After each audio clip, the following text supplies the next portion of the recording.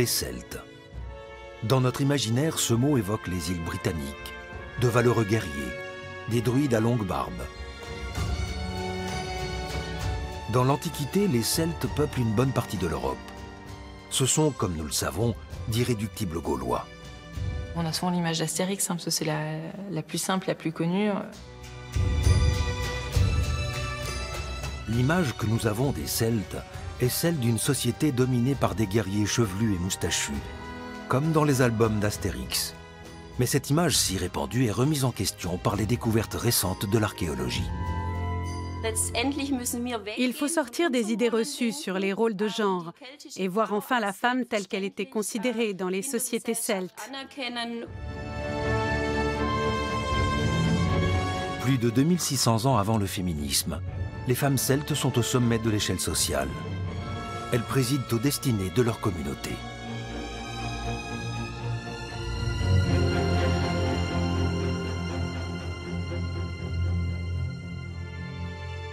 Quand on regarde notamment les très riches sépultures princières qui nous intéressent aujourd'hui, voilà, qu'on va retrouver à peu près dans toute l'Europe, on n'a pas de différence. On a les mêmes éléments dans des tombes féminines ou dans des tombes masculines.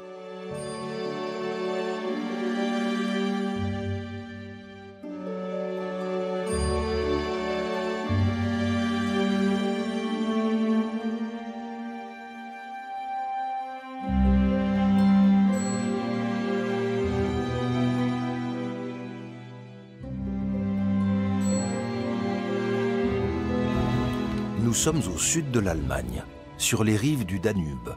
C'est ici que se trouve la Heuneburg, un site fortifié du premier âge du fer, ou culture de Hallstatt. Il s'agit du premier centre urbain connu situé au nord des Alpes.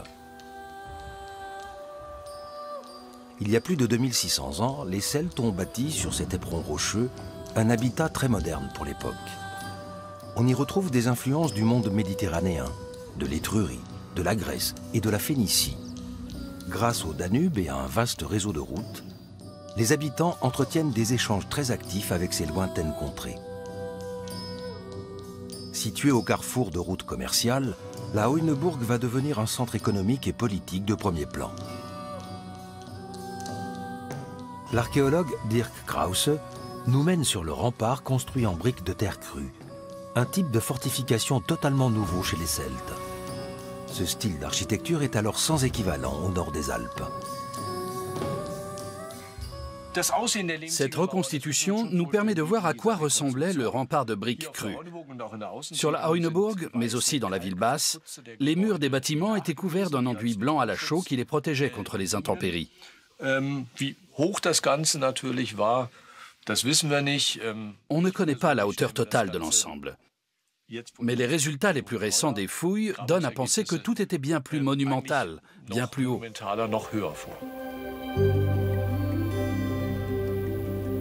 La Heuneburg s'élève près du cours supérieur du Danube. Les sépultures de l'élite sont situées à portée de vue du site fortifié.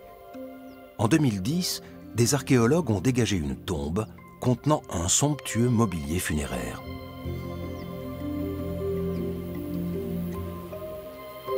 La découverte a fait sensation, car cette tombe datée de 583 avant notre ère est celle d'une femme. Et sa vie semble avoir été étroitement liée à l'histoire de la Heuneburg. Cette femme a vu le jour au moment de l'établissement de la Heuneburg, avant la construction du rempart en briques crues. Au cours de la phase précédente, à partir de 620 avant notre ère, les fortifications étaient encore en bois. Et donc, quand elle était jeune fille ou adolescente, elle a peut-être assisté à la construction du rempart en briques crues. Et avec sa famille, elle a probablement pesé sur les événements des premières années de cette nouvelle phase.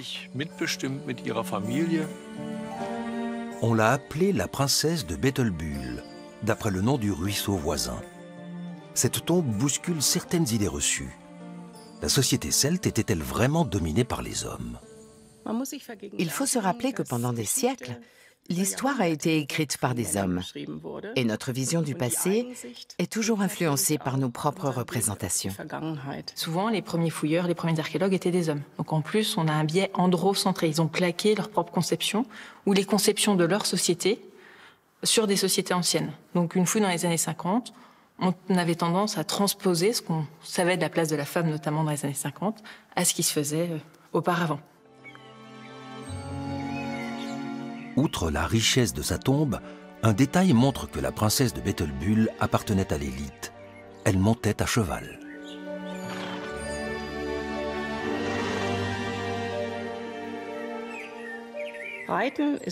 Monter à cheval a toujours été une affaire de prestige. Ça l'est encore aujourd'hui et ça l'était plus encore autrefois. C'était le propre de l'élite, un marqueur du pouvoir politique. Il suffit de voir les statues équestres représentant des rois. Monter à cheval, c'était très clairement un symbole de domination et de pouvoir.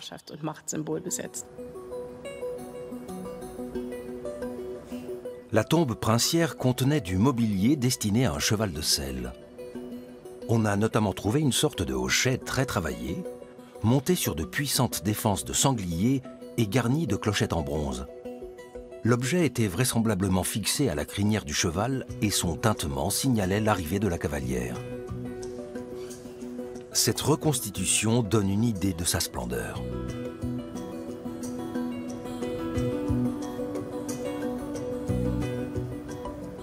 Le bruit des plaques de métal qui s'entrechoquaient renforçait encore sa magnificence. Quand elle arrivait parée de ses bijoux, sur son cheval, paré lui aussi, il était impossible de la manquer. Et cette mise en scène permettait à l'élite d'en imposer au peuple.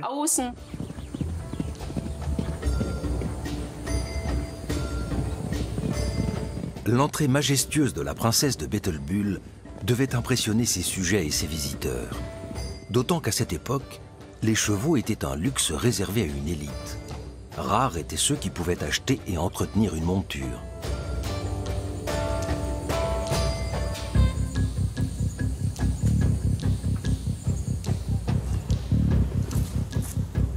Le mobilier funéraire présente également une pièce exceptionnelle, un chanfrein de bronze, une armure d'apparat pour la tête du cheval.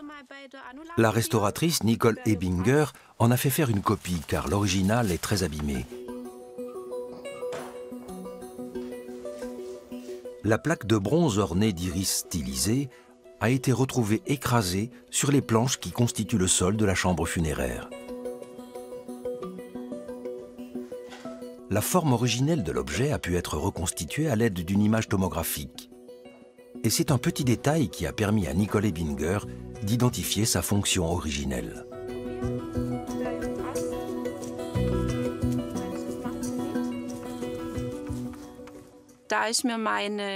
Je pratique l'équitation depuis des années et j'ai mis ce loisir à profit. La bride est un élément clé quand on fait du dressage. Quand j'ai vu l'image tomographique, j'ai immédiatement reconnu le mors d'un filet et on a eu alors la preuve qu'il s'agissait bien d'une armure pour le front d'un cheval. La copie du chanfrein va permettre à Nicole Ebinger d'en savoir plus sur la taille et l'allure du cheval princier.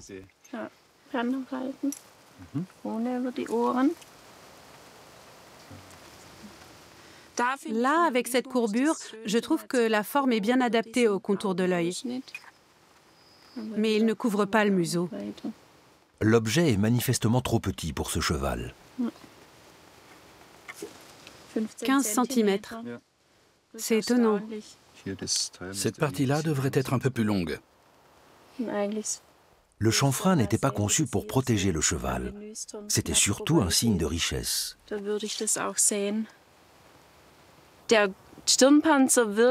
Le chanfrein semble venir d'un autre temps et d'une autre région, mais il a bien été trouvé ici.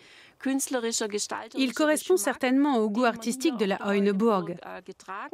Et tous ces ornements nous livrent une image très vivante de l'époque. Il nous ouvre une petite fenêtre sur le monde de cette princesse celte et aussi sur sa personnalité. Cet objet avait sans doute beaucoup de prix pour elle. Elle l'arborait souvent, elle l'avait même sans doute fait réparer, et donc manifestement, il avait beaucoup de valeur à ses yeux. Un objet fabriqué sur mesure, conçu pour durer toute une vie. On va voir si le chanfrein lui va mieux. À l'origine, le chanfrein était capitonné de fibres végétales pour protéger le cheval. Il fallait préserver le confort de la précieuse monture princière.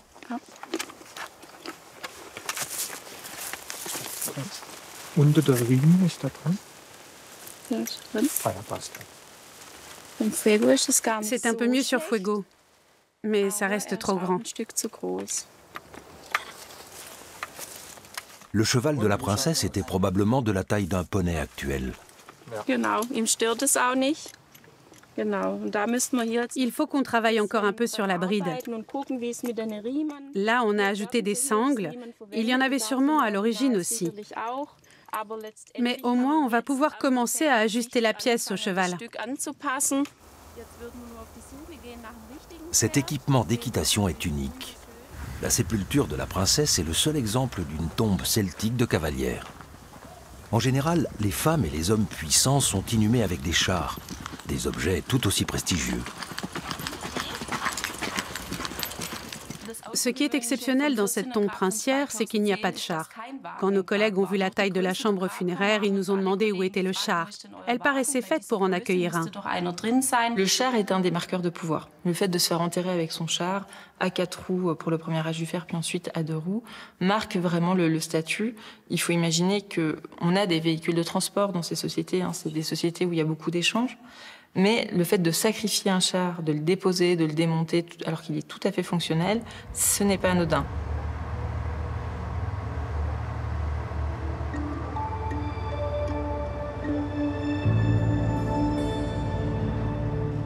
En 2020, Nicole Ebinger a dégagé une autre tombe à quelques mètres de celle de la cavalière. Une opération d'envergure, car pour fouiller tranquillement la tombe pendant l'hiver, on l'a extraite d'un seul bloc.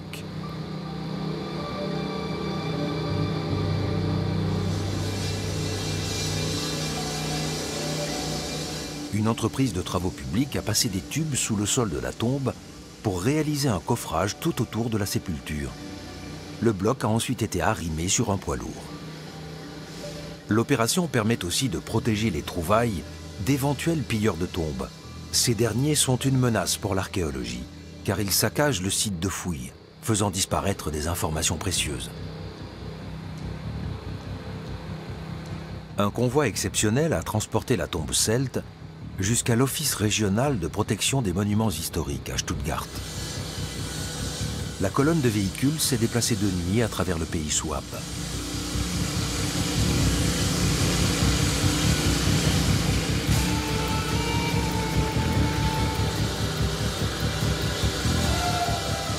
Nicole Ebinger et son équipe ont pu examiner le bloc millimètre par millimètre. Et très vite, une différence de taille avec la tombe de Betelbull est apparue.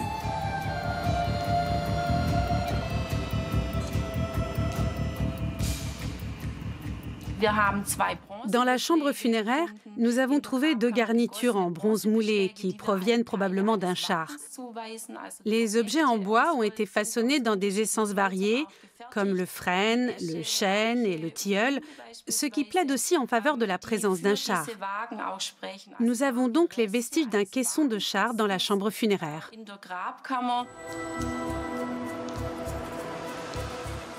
L'examen de la tombe a bénéficié de l'apport des dernières technologies. Le bloc a d'abord été soumis à une tomographie numérique. On a pu ainsi sélectionner certaines zones pour les explorer plus en détail, sans craindre de détruire les vestiges.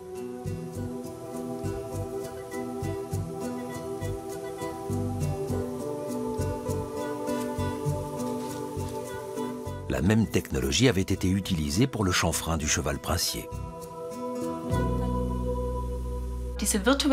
L'exploration virtuelle du bloc est un véritable atout pour l'archéologie. Il y a des objets qu'on ne retrouvait pas en fouillant sur le terrain de manière traditionnelle, mais qu'on voit apparaître sur les données tridimensionnelles. L'avantage de la tomographie numérique, c'est qu'on voit tous les matériaux en même temps, alors qu'avec la radiographie en 2 dimensions, on ne voit que les métaux, les matériaux denses. Là, on peut également identifier des matériaux organiques, comme des objets en bois qui ont été conservés à l'abri dans la chambre funéraire.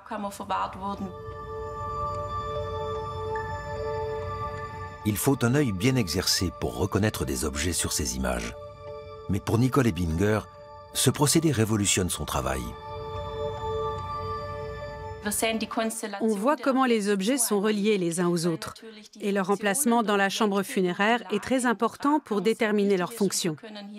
Là, on peut figer leur localisation en 3 dimensions dans la chambre funéraire. Et on disposera toujours au besoin de l'ensemble des données en place. La disposition du mobilier funéraire révèle aux archéologues un fait très intéressant sur l'histoire de ce tumulus celtique.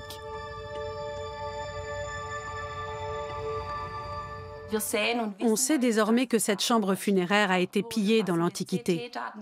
Et ce qu'on voit très clairement avec les données obtenues par la tomographie numérique, c'est notamment une ceinture qui est complètement démantibulée et éparpillée à travers la chambre. On peut donc imaginer que le pillage a été très violent.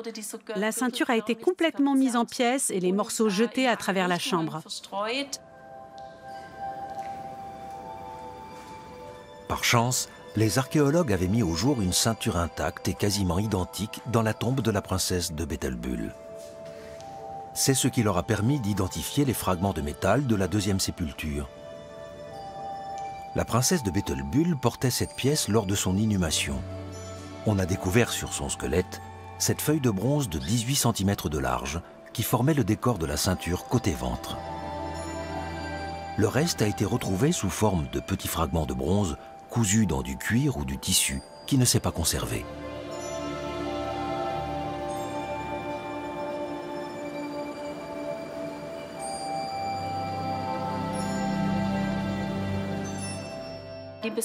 La particularité de cette ceinture, c'est qu'elle fait 1,20 m de long, mais on l'ajuste pour la porter près du corps. En hiver, par exemple, on pouvait porter un vêtement plus épais et le fermer avec la ceinture. Et en été, un vêtement plus fin. La ceinture pouvait être adaptée selon le goût de chacun. Quand on vous offre un accessoire, on va le personnaliser pour le rendre fonctionnel. Et c'est quelque chose qu'on voit très bien sur cette ceinture.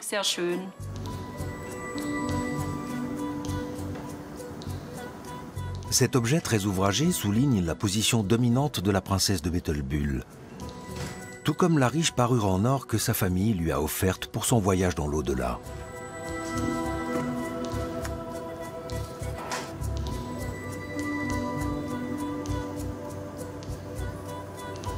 Elle devait rester parée pour l'éternité de ses fibules et de ses petites sphères finement ornées de fils torsadés.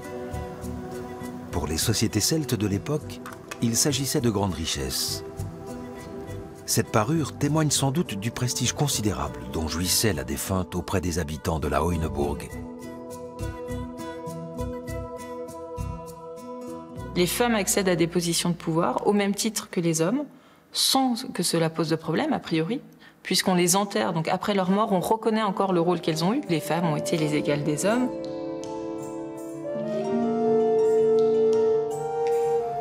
Les parures révèlent aussi l'immense habileté des artisans. Les orfèvres celtes étaient sans aucun doute des maîtres dans leur domaine, un fait encore peu reconnu.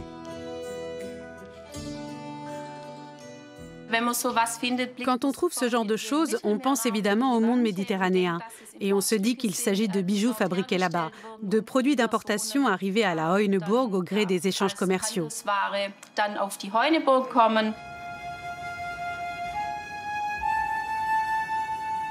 La finesse de cet artisanat n'a pas d'égal au nord des Alpes. Dans cette région, il n'existe aucun objet comparable daté du 7e siècle avant notre ère.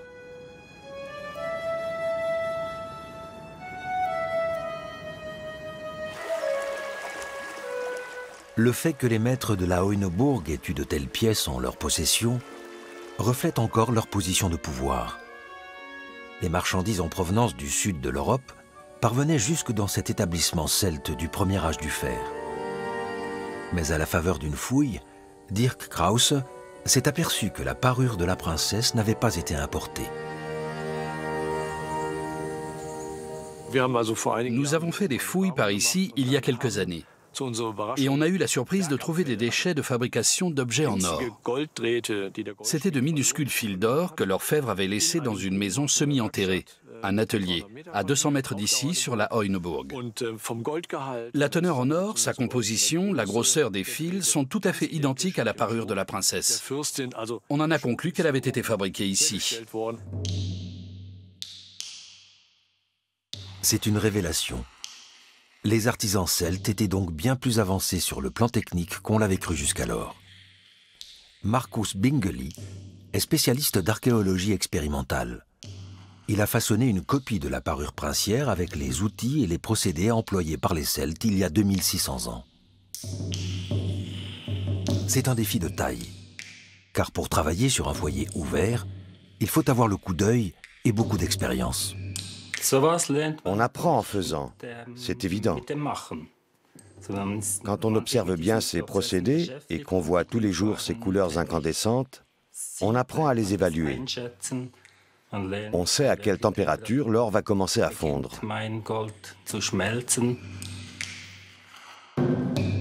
Un savoir-faire que les artisans celtes se sont transmis de génération en génération. Ils devaient avoir toute une tradition derrière eux. Ils pouvaient s'appuyer sur ces connaissances pratiques et ils avaient sûrement aussi des trucs ou des techniques éprouvées au fil du temps, mais que je ne connais pas.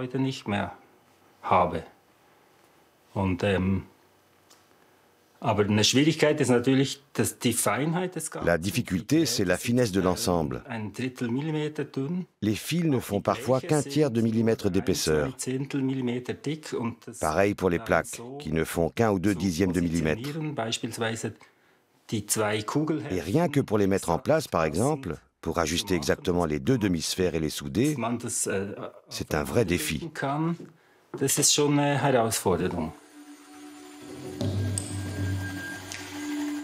Spécialiste d'archéologie expérimentale et orfèvre, Marcus Bingeli reproduit depuis des décennies des pièces d'orfèvrerie antiques et celtiques. Grâce à ce travail de précision sur des pièces uniques, il est en mesure d'identifier les problèmes rencontrés par les orfèvres celtes. Au-delà des difficultés techniques, le travail artistique en lui-même est particulièrement complexe. Selon les archéologues, la réalisation et la valeur du bijou est fortement influencée par le goût de sa commanditaire. La princesse a probablement suivi la conception du bijou depuis le lingot d'or jusqu'à l'objet fini.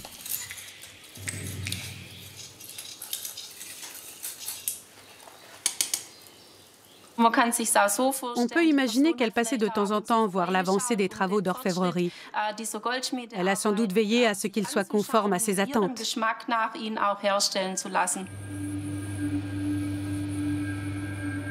Les perles en or, et le bandeau surtout, semblent refléter les goûts de la princesse.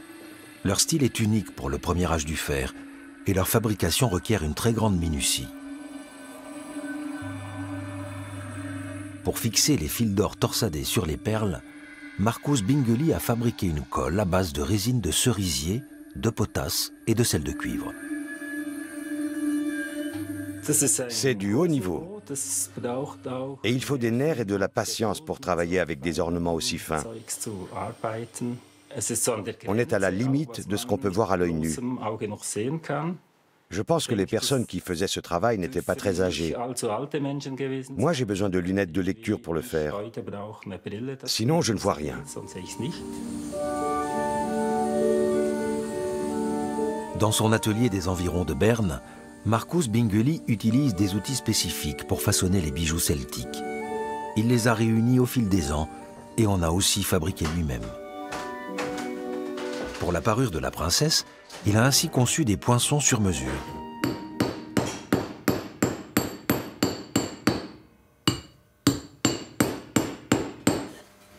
Quand on réalise une copie, il faut reproduire fidèlement l'original.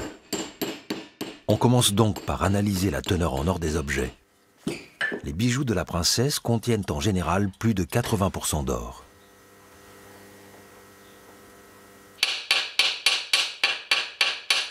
Marcus Bingeli doit retrouver les méthodes et les techniques des artisans celtes.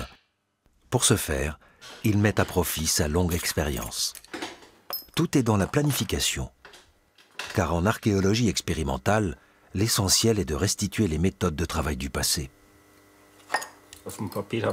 Je fais d'abord des dessins précis sur lesquels je note les codes des objets. Ensuite, je photographie les originaux et j'indique les endroits critiques ou importants pour moi. Je peux me référer à ces clichés quand je façonne la reconstitution. Mais je dois surtout faire mienne la pièce. Il faut que je l'aie en tête. Une perle cylindrique en or simple, sans décoration, demande à Marcus Bingeli une journée de travail. On peut estimer que les orfèvres celtes ont mis plusieurs semaines pour façonner l'ensemble. La tombe fouillée en 2020 a livré des éléments de parure identiques à celle de 2010. Ces similitudes indiquent qu'elle date de la même époque. Il s'agit probablement là aussi d'une tombe de femme. L'aspect du squelette va dans ce sens, et le mobilier funéraire correspond également à celui attendu pour une femme. Nicole Ebinger pense que les deux défuntes étaient parentes. Elles auraient toutes deux appartenu à la famille qui régnait sur la Hoyneburg. La nouvelle tombe montre qu'une riche sépulture féminine n'a rien d'exceptionnel. Cette place importante réservée aux femmes chez les Celtes du premier âge du fer semble être une constante.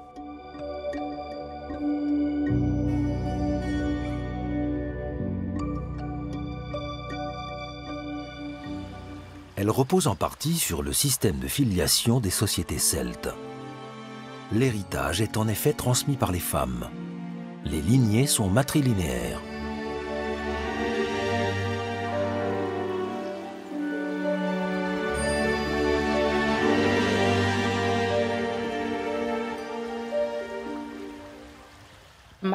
La matrilinéarité n'a pas le même sens que le matriarcat, qui signifie que les femmes sont au pouvoir. C'est un système de descendance, un ensemble de règles de filiation comme il en existe dans toute société. La matrilinéarité est une forme très rare de transmission d'un statut. Dans ce cas, la position sociale dans un groupe est transmise par les sœurs. Les souverains celtes transmettent leur pouvoir aux fils de leurs sœurs. La femme est donc le lien crucial entre l'ancien et le nouveau chef.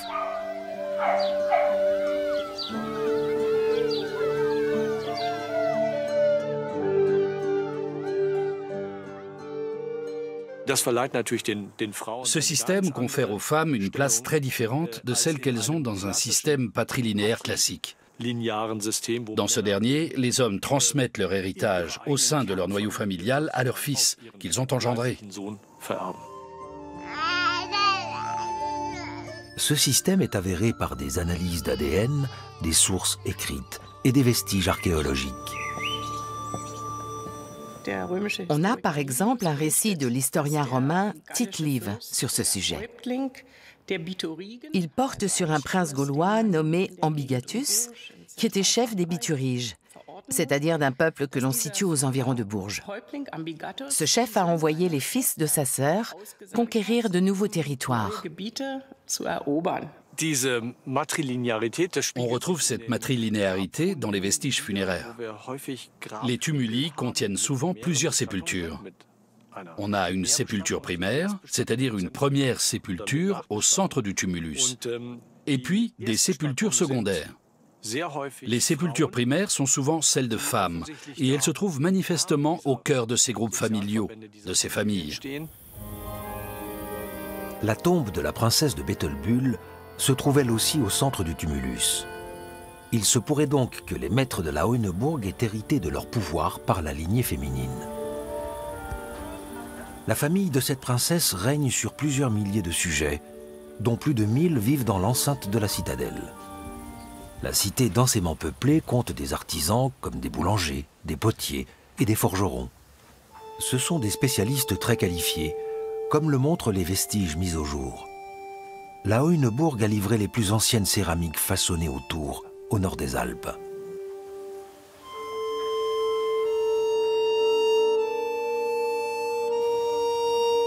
On sait peu de choses de la vie quotidienne des habitants de la Hoyneburg, mais il est clair que ces murs abritent une population dynamique. Grâce à la proximité du Danube et à un vaste réseau routier, la cité entretient des relations commerciales avec l'Italie, la France et la mer Baltique. La Hoyneburg est l'un des grands carrefours du commerce de l'ambre. Ce précieux produit vient de la Baltique, comme les fourrures. Et on l'échange ici contre du vin du bassin méditerranéen. Aux portes de la citadelle, la ville basse compte de nombreuses fermes, de petites exploitations agricoles, dirigées par des femmes. On suppose que ces fermes étaient habitées par des familles, des foyers de 5 à 7 personnes. Et on estime qu'il y avait environ 500 exploitations, ce qui ferait au total 3500 personnes.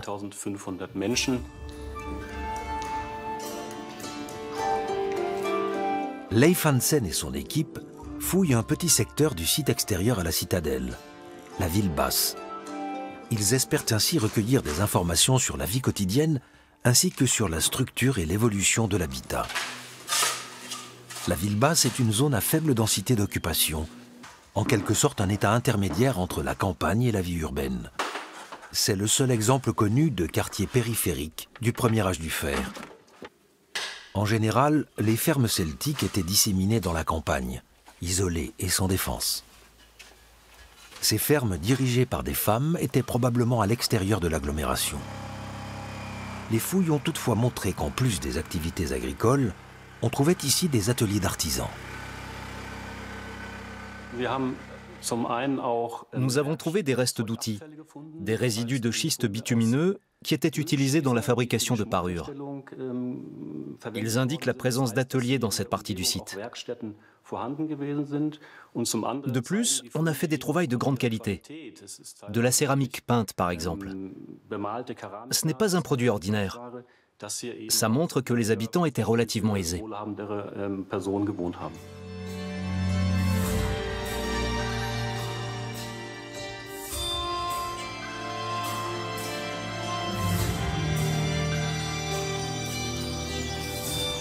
En comparaison d'autres cultures de l'époque, les femmes celtes jouent un rôle singulièrement important dans la société. La fondation de Rome est à peu près contemporaine de la Hoyneburg, mais les Romaines sont entièrement soumises à leurs époux. Les Athéniennes sont elles aussi attachées à leur maison et à leur foyer et doivent obéissance à leur mari. Les femmes étrusques, elles, ont une toute autre place dans la société. C'est ce que montrent une tombe et des peintures funéraires mises au jour à Noumana, au bord de l'Adriatique.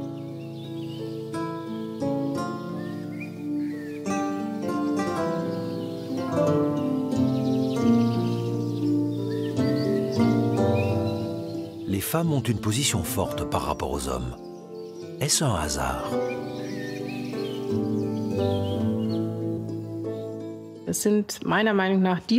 Pour moi, c'est un reflet direct de la culture d'alors en Italie, telle qu'on la connaît par les Étrusques. Et on peut très bien l'expliquer historiquement. À cette époque, on a des contacts très étroits entre l'Italie et les régions au nord des Alpes.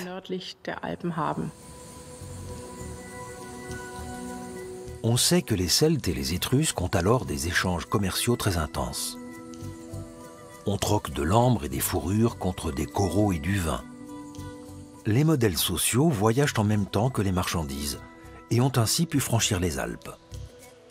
Dans la guerre des Gaules, Jules César ne mentionne jamais un quelconque pouvoir des femmes celtes. Sa vision des choses est peut-être influencée par les conceptions romaines, mais surtout, tout comme les autres auteurs romains, il écrit 5 siècles après la fin du premier âge du fer.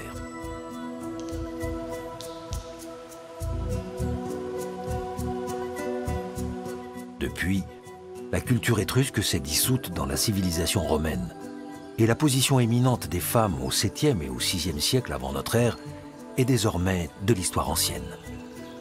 La femme étrusque a une position beaucoup plus favorisée que la femme romaine, par exemple, que la matrone romaine quelques siècles après. La femme étrusque peut siéger au banquet, ce qui n'est pas le cas des femmes romaines, donc elle peut consommer du vin, en tout cas des boissons alcoolisées. Elle peut également, elle a son propre nom qu'elle peut transmettre.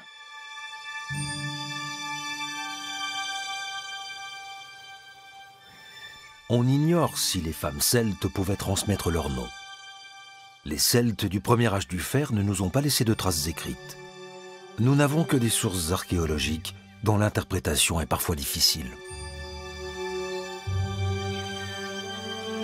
À quelques kilomètres de la Heuneburg, on trouve un autre site d'envergure, le Alteburg, la vieille citadelle.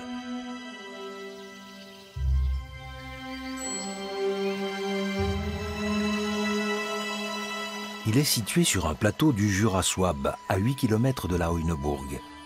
Et c'est une énigme pour les chercheurs.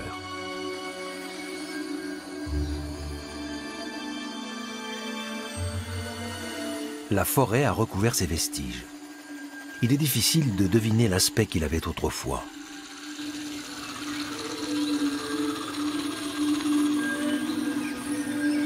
L'éperon rocheux fait 340 mètres de long sur 60 mètres de large. Au 7e siècle avant notre ère, son sommet a été arasé pour être aménagé. L'opération de terrassement a nécessité le déblaiement de tonnes de terre et de roches. On a également relié les deux sites par une large route. Pourquoi les habitants de la Heuneburg se sont-ils donné autant de peine? En 2021, Dirk Krause a lancé une campagne de fouilles pour tenter de répondre à ces questions.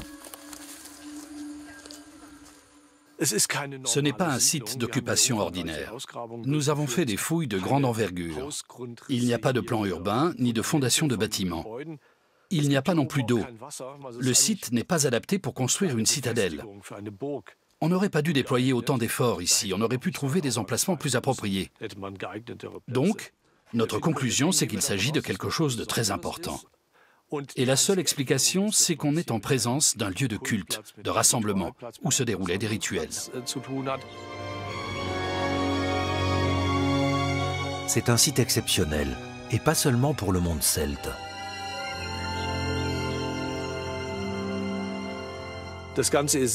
C'est un lieu très imposant, et il n'a pas d'équivalent au nord des Alpes.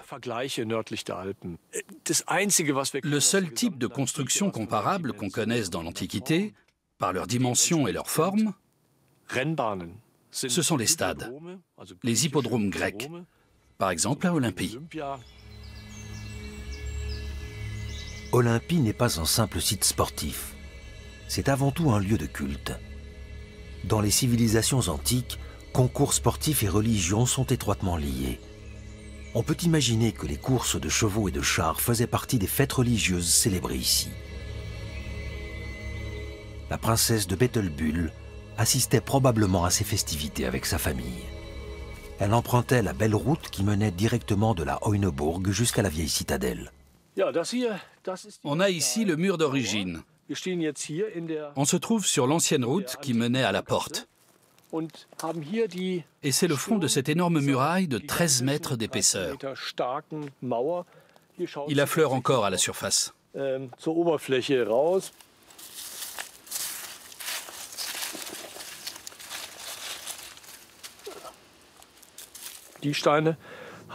On voyait ces pierres il y a 2600 ans, quand on montait jusqu'ici en char.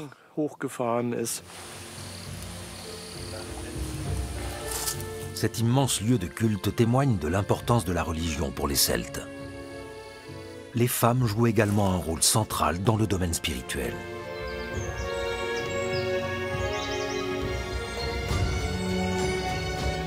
Les prêtresses dirigent le culte et possèdent aussi la science de la divination et de la guérison, transmise de génération en génération.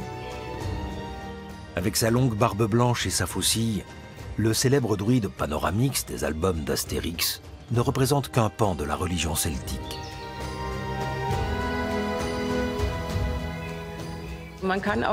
On a des vestiges archéologiques qui montrent que les femmes ont exercé des fonctions religieuses. Elles pouvaient être prêtresses ou pratiquer la divination comme prophétesses. Ce qui va dans ce sens, ce sont les objets inhabituels dont on ne peut préciser la fonction. Des fossiles, des dents d'animaux, des pierres. On a retrouvé un ensemble de cette nature dans la tombe de la princesse de Bettelbühl.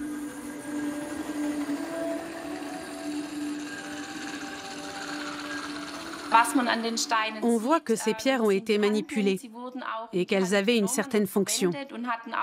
Ce cristal de roche a quelque chose de mystique. Le mobilier comprenait aussi de l'ambre, auquel on attribue encore aujourd'hui certaines vertus.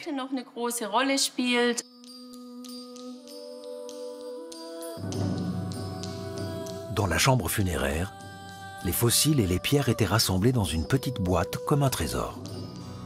Ces objets magiques et ces pierres de grande valeur soulignent le prestige des défuntes.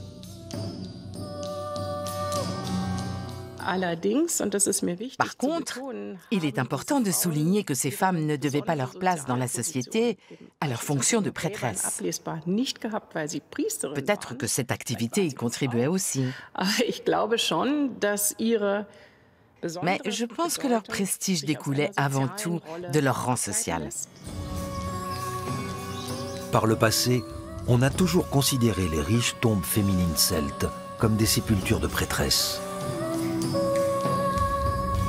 Il était plus facile de concevoir qu'une femme puisse avoir une position importante dans le domaine du religieux que dans le domaine politique ou militaire. Donc on a souvent attribué des interprétations cultuelles parce que ça paraissait aussi plus simple à concevoir et à plaquer sur ces sociétés. On est peut-être face à des sociétés où le monde religieux, le monde spirituel, le monde politique, le monde économique, tous ces aspects-là sont fortement imbriqués. C'est le cas d'un autre site emblématique du premier âge du fer, cette fois en Bourgogne, dans la haute vallée de la Seine.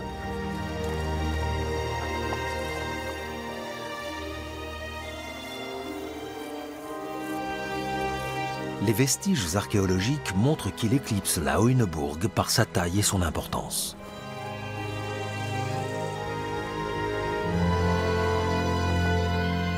Il s'agit du site du mont Lassois, sur la commune de Vix. On y a également mis au jour la tombe richement aménagée d'un membre de l'élite.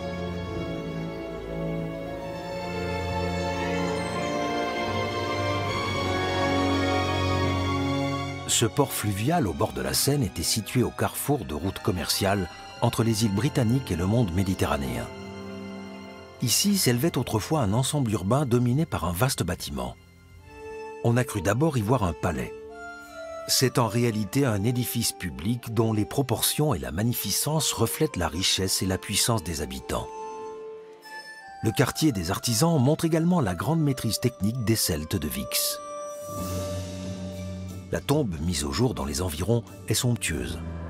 Elle appartient certainement à une personnalité qui dirigeait la région du mont Lassois. Le cratère de Vix est la plus célèbre pièce de son mobilier funéraire. Ce gigantesque vase de bronze très ouvragé est le plus grand qui soit parvenu jusqu'à nous. Une autre pièce a davantage d'importance encore pour les archéologues. Un torque en or de près de 500 grammes. Ce bijou est pour les Celtes le symbole du pouvoir par excellence. C'est d'autant plus étonnant que la tombe de Vix est celle d'une femme. Et le torque la désigne clairement comme souveraine. Les femmes prennent de plus en plus d'importance dans ce rôle-là, dans ces positions.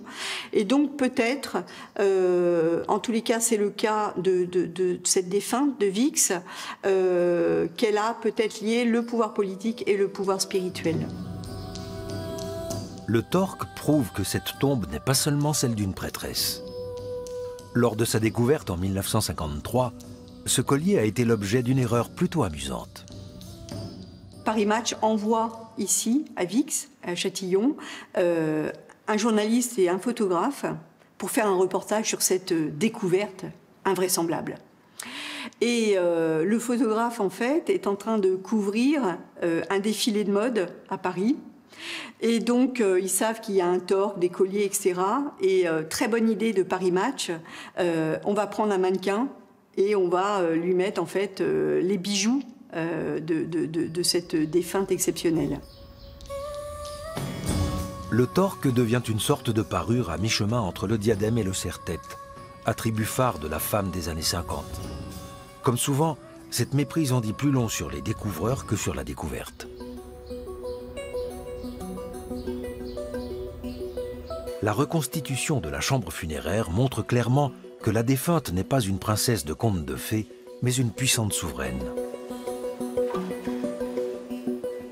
Elle a été inhumée vers 500 avant notre ère, dans une tombe à char à la mesure de son statut social.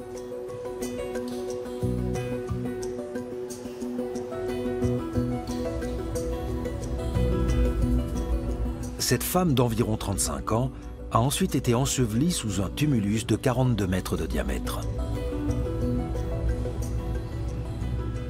On organise des funérailles avec en fait le corps de la défunte posé sur un char à 4 roues. Elle est certainement habillée avec des vêtements extrêmement luxueux, des tissus rares. On la pare avec un collier de perles d'ambre et de diorite tout à fait exceptionnel.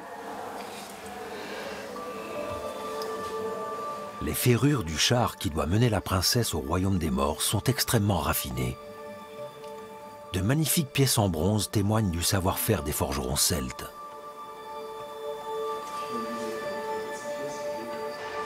Mais le vestige le plus extraordinaire est ce gigantesque cratère. Il mesure 1,64 m de hauteur et pèse 208 kg.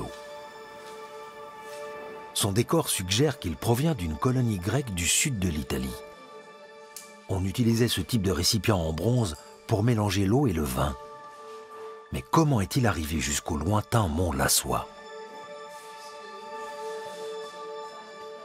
On peut imaginer effectivement dans ce cas-là que c'est effectivement un cadeau diplomatique qui a pu être offert à cette tribu et au chef de cette tribu, de ce clan, peut-être pour obtenir les passages ou la sécurisation de convois de marchandises.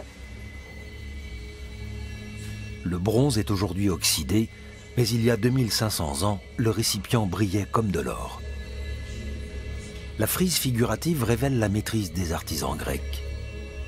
Ce cadeau imposant a probablement fait forte impression sur les habitants de Vix et sur sa souveraine. Mais en l'observant de plus près, Catherine Monet a noté dans sa facture de curieux détails. Déjà esthétiquement, les anses sont en discordance avec la frise. Esthétiquement, même si on n'a pas d'éléments précis, c'est plutôt choquant. Donc j'aurais tendance à dire, et ça se comprend d'autant mieux, que l'on a en fait un objet qui a été recomposé. Selon Catherine Monet, les forgerons grecs ont voulu rendre ce cadeau diplomatique aussi impressionnant que possible et frapper les Celtes par ses dimensions monumentales.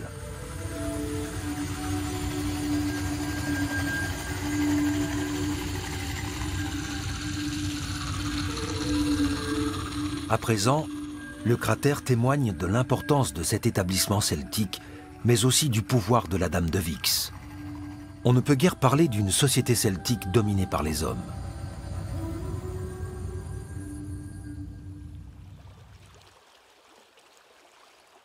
L'époque des tombes de Vix et de Betelbull marque l'apogée des femmes celtes.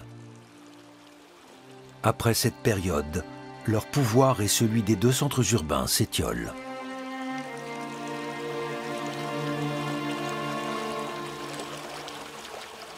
Au 5e siècle avant notre ère, 4 générations après les princesses, la puissance de la Hohenburg vacille.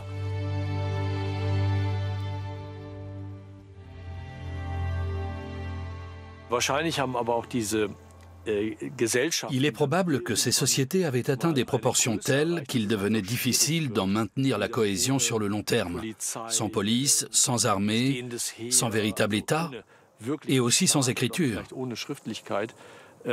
Et dans ce genre de cas, quand des crises surviennent, comme des intempéries prolongées, de mauvaises récoltes, des famines, et qu'on a une population très importante, on entre dans une période d'instabilité. Vers 530 avant Jésus-Christ, la Hohenburg est la proie des flammes. L'incendie ravage tout jusqu'aux fondations des murs. Le rempart en briques crues est détruit. Les causes du sinistre n'ont pas été identifiées avec certitude. Par la suite, la Hohenburg est reconstruite. Mais les fortifications sont remplacées par de simples remparts de terre et de bois, et l'habitat de la citadelle est plus clairsemé. Peu après, l'établissement est complètement abandonné. Les centres de pouvoir du premier âge du fer, les résidences princières, ont tous eu une durée de vie relativement courte. Certains, comme le Glauberg, n'ont existé que sur 2 générations. La Heuneburg fait figure d'exception. Elle a perduré de 620 à 460 avant notre ère, soit pendant environ 160 ans, c'est-à-dire sur 5 générations. C'est l'un des centres urbains de l'époque qui a subsisté le plus longtemps.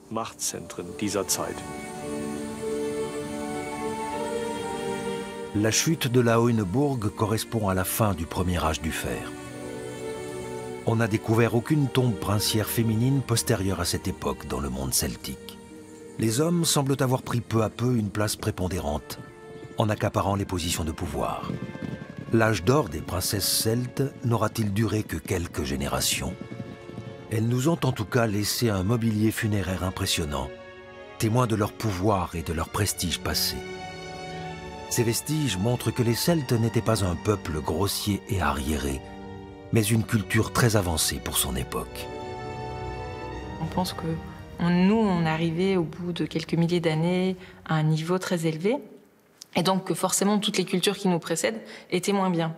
Alors elles étaient moins bien, effectivement, elles n'avaient pas de téléphone portable, mais si on oublie ces choses-là qui sont très récentes et qui sont propres à notre culture, à notre société, on est face à des sociétés sans doute effectivement très structurées. Donc voilà, face à un peuple beaucoup plus évolué que ce qu'on pense, je dirais. Un peuple plus évolué, y compris en ce qui concerne la place des femmes au sein de la société.